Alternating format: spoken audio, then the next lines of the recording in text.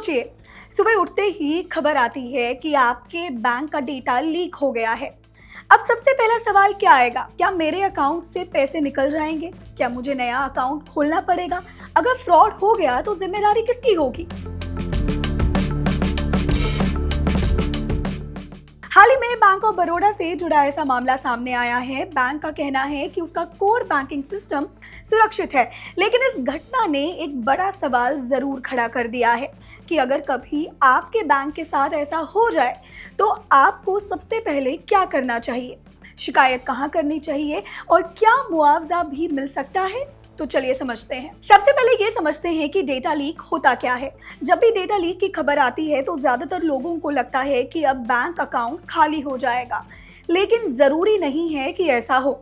Data leak का मतलब ये है कि आपकी कुछ निजी जानकारी बिना अनुमति किसी गलत व्यक्ति तक पहुंच गई है, जैसे कि आपका नाम, मोबाइल नंबर, ईमेल, पैन, आधार, केवाईसी या बैंक से जुड़ी दूसरी जानकारी।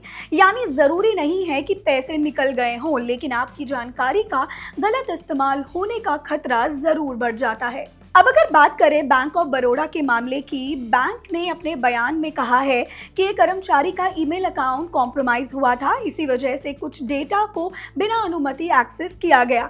लेकिन बैंक का कहना है कि उसका कोर बैंकिंग सिस्टम सुरक्षित है, कस्टमर्स के बैंक अकाउंट सुरक्षित है और पूरे मामले की जांच चल रही है। यानी फिलहाल बैंक का दावा है कि बैंकिंग ऑपरेशंस प्रभावित नहीं हुए हैं। लेकिन मान लीजिए कल ऐसी खबर आपके बैंक को लेकर आ जाए तो सबसे पहले आप क्या करेंगे? सबसे पहले अपना बैंक अकाउंट चेक करें, एसएमएस अलर्ट्स देखिए, ईमेल अलर्ट्स देखिए, मिनी स्टेटमेंट देखिए, नेट बैंकिंग की लॉगिन हिस्ट्री देखिए। अगर कोई भी ऐसा ट्रांजैक्शन दिखे जो आपने नहीं किया है तो बिना टाइम वेस्ट किए बैंक को जानकारी दीजिए। इसके बाद दूसरा सबसे जरूरी काम, अपने पासवर्ड्स बदल दीजिए। अगर net banking, UPI, mobile banking और ईमेल में आपने एक ही पासवर्ड रखा है तो ये सबसे बड़ी गलती हो सकती है। हर अकाउंट का अलग पासवर्ड रखें, साथ ही यूपीआई पिन और एटीएम पिन भी बदल दें, खासकर अगर आपको जरा सा भी शक है कि आपकी जानकारी किसी गलत व्यक्ति तक पहुंच गई है। अब एक बात जो सबसे ज्यादा फ्रॉड कराती है, डेटा लीक के बाद साइबर क्रिमिनल्स एक्टिव हो जाते हैं। वो बैंक अधिकारी बनकर फोन कर सकते हैं, आरबीआई का नाम ले सकते हैं, केवाईसी अपडेट का बहाना बना सकते हैं।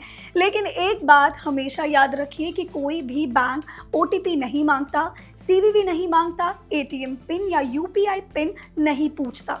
अगर कोई ये जानकारी मांग रहा है तो समझ लीजिए कि सामने स्कैमर है। और अगर इन सब के बावजूद भी आपको लगता है कि आपकी जानकारी का गलत इस्तेमाल हुआ है तो सबसे पहले अपने बैंक में शिकायत दर्ज कराइए। कंप्लेंट नंबर जरूर लीजिए। अगर पैसे निकल गए हैं या साइबर फ्रॉड हुआ है तो नेशनल साइबर क्राइम पोर्टल पर शिकायत करें और सबसे जरूरी 1930 हेल्पलाइन पर तुरंत कॉल करें। कई मामलों में जल्दी शिकायत करने से फ्रॉड अमाउंट को रोकने की संभावना बढ़ जाती है। जरूरत पड़े तो साइबर पुलिस या लोकल पुलिस में एफआईआर भी दर्ज कराएं। अब सबसे बड़ा सवाल, क्या डेटा लीक होने पर बैंक मुआवजा देगा? इसका जवाब है हर बार नहीं।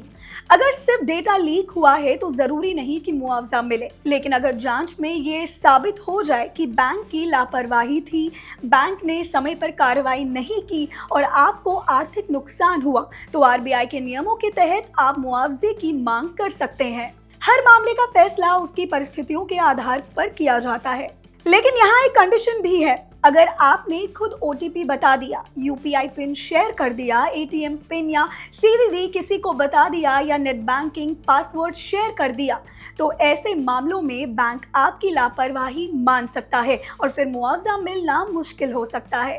आज के समय में डिजिटल बैंकिंग हमारी जिंदगी का हिस्सा बन चुकी है, लेकिन जितनी तेजी से डिजिटल बैंकिंग बढ़ रही है उतनी ही तेजी से साइबर फ्रॉड भी बढ़ रहे हैं। इसीलिए हमेशा स्ट्रॉन्ग पासवर्ड रखें, 2 फैक्टर ऑथेंटिकेशन चालू रखें, पब्लिक वाईफाई पर बैंकिंग करने से बचें और फेक लिंक्स पर कभी भी क्लिक ना करें और अपने बैंक स्टेटमेंट और एसएमएस अलर्ट समय समय पर जरूर चेक करते रहें। आपकी ज़रूरत से जुड़ी ऐसी ही और भी वीडियोस के लिए देखते रहें जी बिजनेस।